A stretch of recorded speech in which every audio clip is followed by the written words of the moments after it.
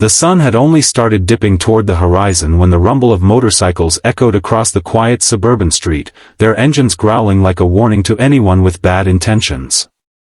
The riders had stopped outside a small convenience store, just taking a breather after a long ride, laughing, stretching, wiping sweat from their brows, when the peaceful air shattered with the piercing cry of a child.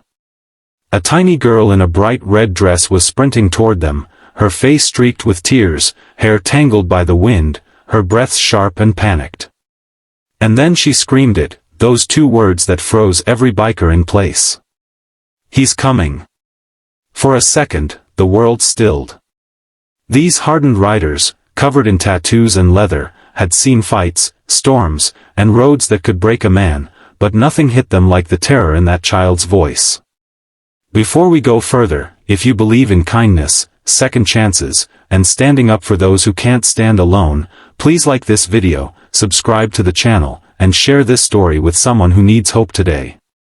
The little girl stumbled as she reached them, almost collapsing, and one biker reached forward instinctively to steady her. She looked far too young to understand fear like that, maybe 5 or 6, just a child who should have been laughing, not trembling. Her hands shook as she clutched the biker's vest, trying to speak, trying to explain what she was running from. Behind her, the quiet street stretched empty, but her terror made it feel like something monstrous lurked just out of sight.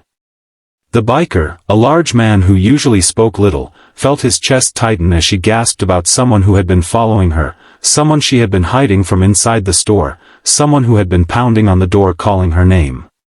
Her mother wasn't there. She was working late shifts trying to make ends meet, leaving the girl in the care of a neighbor who often wasn't much of a caregiver at all.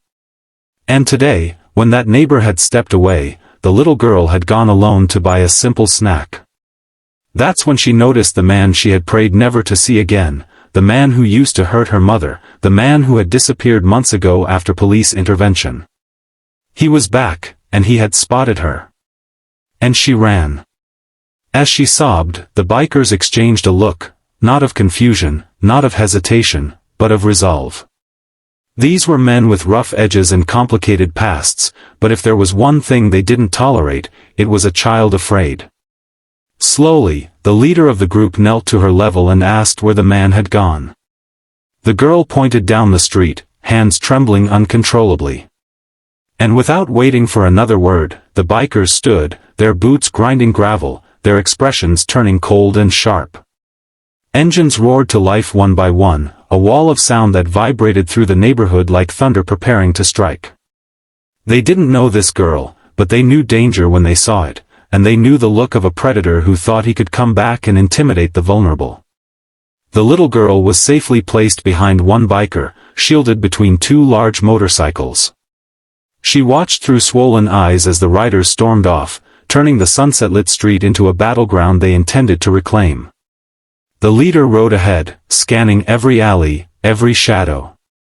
And then they saw him, lurking near the intersection, pacing, looking around with a level of agitation that revealed everything they needed to know. He didn't run when he saw them. He froze. But his arrogance didn't last. One by one, the motorcycles circled around him, hemming him in until he had nowhere to move. The leader dismounted slowly, walking toward the man with measured steps, every inch of his presence radiating a warning. He didn't lay a hand on him, didn't need to.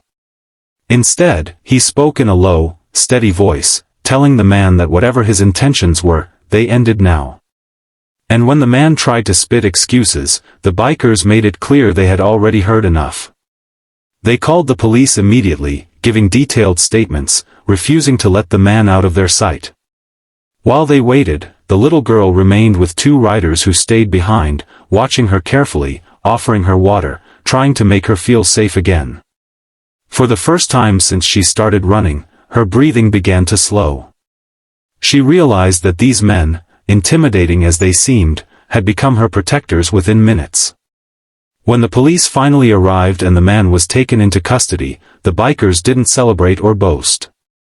They simply ensured every detail was recorded correctly, including the history of violence he had inflicted on the girl's mother. The officers recognized the situation immediately and promised a full follow-up. Only then did the bikers return to the girl, who now clung to one of them as though he were the safest place she had ever found. They didn't leave her there. Not until they contacted her mother, who rushed to the scene in near tears, overwhelmed with gratitude and guilt that her daughter had been alone. The woman apologized repeatedly, but the bikers assured her she hadn't failed, she had simply been fighting too many battles at once.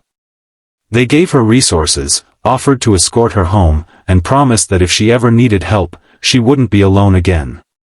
As the mother embraced her daughter tightly, the bikers looked on quietly, knowing they had done something that truly mattered. Hours later, as the sun fully set and the streetlights flickered on, the bikers prepared to ride off.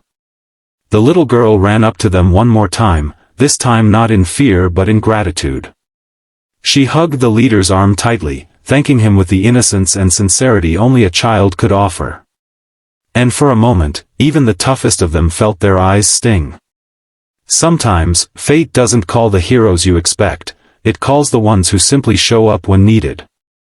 If this story touched your heart, please take a moment to like this video, share it with someone who needs hope, and subscribe for more stories that remind us humanity still exists. Special request: before the story ends, comment below what you would have done if this little girl ran to you for help. And with that, the bikers rode off into the night, engines rumbling, spirits steady, knowing they hadn't just protected a child. They had changed a life.